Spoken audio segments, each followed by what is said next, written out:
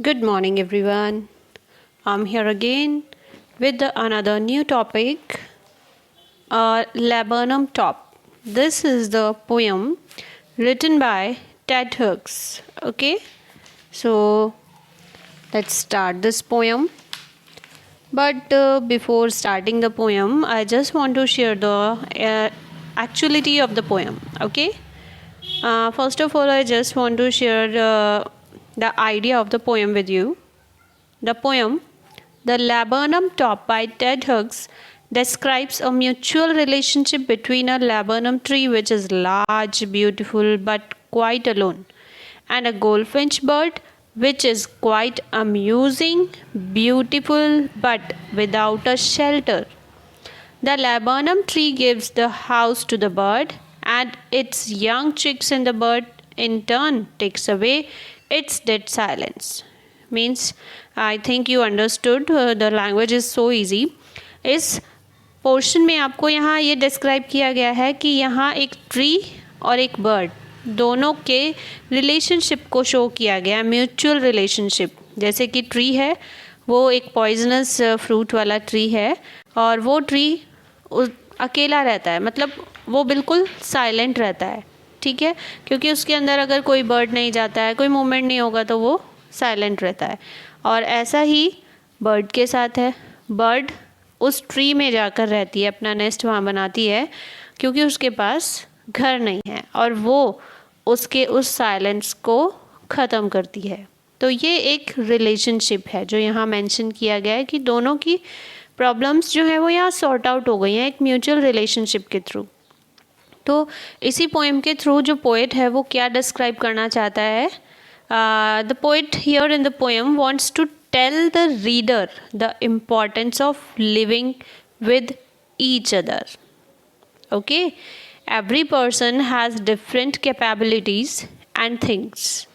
We should live with each other and always try to lend a helping hand, and the others will also do the same. Then the problems will be sorted out. Okay, students? Now let's come to the first extract. The laburnum top is silent, quite still in the afternoon yellow September sunlight. यहाँ poet आपको ये चीज़ describe कर रहा है कि जो laburnum tree है उसका टॉप एरिया जो है वो साइलेंट है. Means no movement was there, no movement in the tree और no leaf was moving. Okay, because no bird was there in that tree. Okay, quite still, वो बहुत ज़्यादा स्टिल है. Still means silent, steady. Students, you please note down the hard words while I'm teaching you. I'm telling you one by one. Still means steady or silent. तो वो पूरा tree जो है वो बिल्कुल साइलेंट है. In the afternoon yellow September sunlight.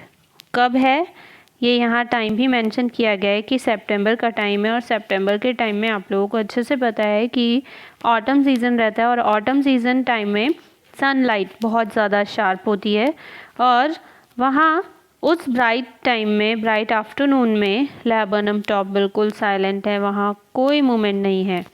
A few leaves yellowing, कुछ पत्तियाँ उसकी येलो हो रही हैं. ऑल इट्स सीड्स फॉलन, और उसके जो पॉइजनस सीड्स हैं वो भी गिर रहे हैं. आपको बता दूं, एक बार एक्सप्लेन कर दूं कि ये लैबर्नम ट्री जो है वो एक ऐसा ट्री होता है जिसके फ्लावर्स येलो कलर के होते हैं और उसके सीड्स जो उसके जो फ्रूट होते हैं वो फ्रूट जो होता है उसका, वो फ्रूट पॉइजनस होता है, उसके सीड्स पॉइजनस होते हैं, इसीलिए वहाँ कोई बर्ड जल्दी से नहीं जाती. लेकिन अभी इस ऑटम सीज़न में जब उसके फ्रूट्स गिर गए हैं, उसके सीड्स गिर गए हैं, तो ये यहाँ इस ट्री पर टिल द गोल्डफिंच कम्स, एक गोल्डफिंच बर्ड जो कि कैसी बर्ड है, a small bird of yellow feather. Okay, उसके येलो कलर के पंख हैं. एक छोटी सी बर्ड है जो बहुत ही प्यारे तरीके से ट्विटरिंग करती है. ओके, तो वो बर्ड जो है वो जब तक उस ट्री पर नहीं आती तब तक तो वो साइलेंट रहता है, लेकिन उसके बाद उसके अंदर एक मूवमेंट होता है. With a twitching chirrup, a suddenness, एक ट्विचिंग चरप के साथ, twitching means sudden jerking, JERKING, sudden jerking और मूवमेंट आप कह सकते हो। चर्पिंग मीन्स एक सडन चर्पिंग वो करने लगती है, रुक रुक कर जो चर्पिंग होती है ना, धीरे धीरे जो चर्पिंग होती है, उस टाइप की चर्पिंग वो गोल्डफिंच करती है और वहाँ आ जाती है। अ सडननेस, सडनली उसका वहाँ आना।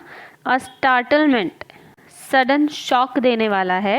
एट अ ब्रांच एंड, कहाँ आकर बैठ जाती है वो, उस ब्रांच के एंड पर आकर जब वो बैठ जाती है तो ये मूवमेंट जो है वो शॉक देने वाला है, क्योंकि वो सडनली वहाँ पर आकर पहुँची है और उसके आने से उस ट्री में एक मूवमेंट शो हो रहा है।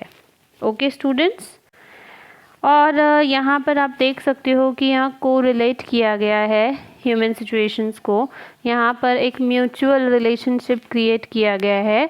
ट्री बर्ड्स के बिना अधूरा है और बर्ड्स ट्री के बिना अधूरा है। ये दोनों ही एक इम्पॉर्टेंस रखते हैं एक दूसरे की लाइफ में। Let's come to the second extract. Then sleek as a lizard and alert and abrupt, she enters the thickness and a machine starts up of chitterings.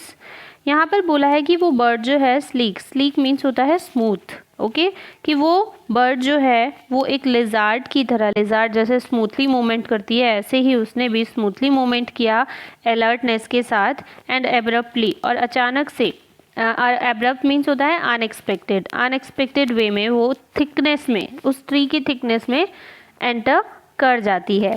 And a machine starts up of चिटरिंग्स, और तभी जो machine है वो start हो जाती है चिटरिंग्स की। यहाँ पर इस लाइन में आपको कन्फ्यूज़न क्रिएट होगा, क्योंकि यहाँ ये चीज़ मेंशन की गई है कि उस बर्ड का नेस्ट जो है उस ट्री में था और उसके बच्चे उस ट्री में ही थे।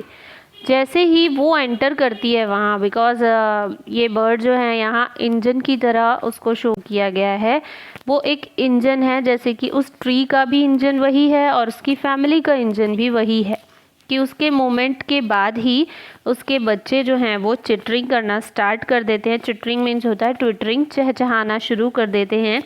And a tremor of wings, और विंग्स के ट्रेमर की, ट्रेमर मीन्स होता है शेक करना, मूव करना, पंखों के फड़फड़ाने की आवाज़ आती है।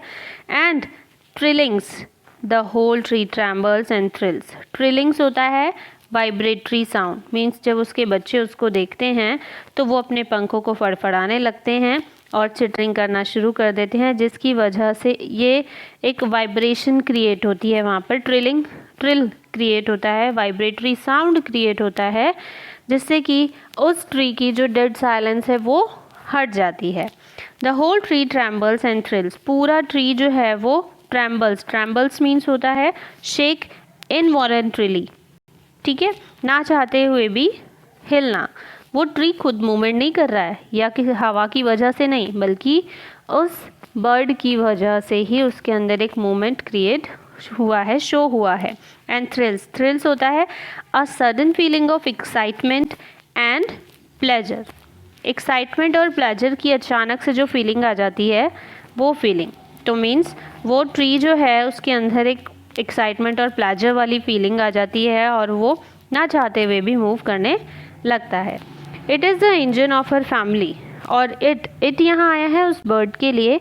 ये बर्ड जो है वो अपनी फैमिली की इंजन है। इंजन मैंने आपको एक्सप्लेन किया ही है, जैसे कि हमारी फैमिली है और हमारी फैमिली में हमारे फादर जो हैं वो एक इंजन का काम करते हैं, हमारी मदर जो है वो इंजन का काम करती है, क्योंकि अगर वो नहीं तो हम बहुत साइलेंट हो जाते हैं। ओके, ऐसे ही यहाँ पर ये बर्ड जो है अपनी फैमिली के लिए और उस ट्री के लिए, दोनों के लिए इंजन का काम कर रही है। It is the connection between both of them. Okay, and the poet has evoked the image of the engine to bring out the role of the goldfinch. Okay, just as an engine is a source of energy for the whole machine, so also the goldfinch is the source of energy for its young ones. She feeds them to their fill, and she was the source of energy for the tree as well. Okay, let's come to the third stanza. She stokes it full. She stokes means consume a large quantity of food. It means the chicken of the birds. यहाँ पर जो है उस bird के जो chickens थे उनको वो इनफ फूड खिला देती है. Then flirts out to a branch. और फिर वहाँ से फ्लर्ट्स आउट मीन्स होता है move quickly to and fro with a fluttering motion. अपने पंखों को फ्लटर करते हुए वो ब्रांच एंड पर जाकर बैठ जाती है. Showing her barred face identity mask. और वहाँ जाकर अपना हेड हाई करते हुए अपने उस आइडेंटिटी मास्क को, identity mask was her barred face marked with stripes. उसके फेस पर जो स्ट्रिप्स थी उनको शो करते हुए वो बैठ जाती है. Then with airy delicate whistle chirrup whispering she launches away towards the infinite. और फिर उसके जो बच्चे हैं, उसके जो चिल्ड्रन हैं, चिकन जो हैं, विद एरी डेलिकेट मीन्स बहुत ही स्लो साउंड शो हो रहा था वहाँ when she came out of the thickness of the tree. तो वहाँ पर वो बच्चे जो हैं वो बहुत स्लो साउंड शो करते हैं, विसल चर्पिंग, और धीरे धीरे चरते हैं, विस्परिंग, स्लो वॉइस वहाँ से आती है. ऐसे जब वो बाहर आ जाती है, शी लॉन्चेस अवे, जब वो बर्ड बाहर आ जाती है तो ऐसा लगता है जैसे कि उसमें कोई कुछ मोमेंट था ही नहीं कभी. एंड शी लॉन्चेस अवे, और वो वहाँ से launches away means flew away और उड़कर चली जाती है. Towards the infinite. Infinite means होता है एंडलेस स्काई. उस एंडलेस स्काई की तरफ चली जाती है. And the laburnum subsides to empty. और वो लैबर्नम ट्री जो है वो फिर से साइलेंट हो जाता है, खाली हो जाता है. Okay, I think you have understood. Here the last line launches away. The last line meaning is means the laburnum subsides to empty. As soon as the goldfinch launches away, the noise of the young ones of the goldfinch slows down and stops in the end. Then it looks as if the laburnum tree has become empty of everything. When she launches away, again it becomes silent and still. And here the phrase is also problematic for you. Her barred face identity mask. The goldfinch has a barred face. Such a face is her identity. It serves as a mask that helps people identify the goldfinch. That was the identificational mask of that bird. And what about the airy delicate whistle chirrup whispering? Then with a strange whistle like chirrup in low notes. Okay, while she was showing her identity mask, while she moved out of the thickness, the goldfinch flies away towards the infinite sky. As soon as she has flown away, the tree which was resound the chitterings and trillings of the young ones falls silent as if it has become empty. जैसे कि वहाँ कुछ था ही नहीं. I hope you understood this poem. If you have any query, then drop me a message. Thank you so much, students. Keep learning with good thoughts.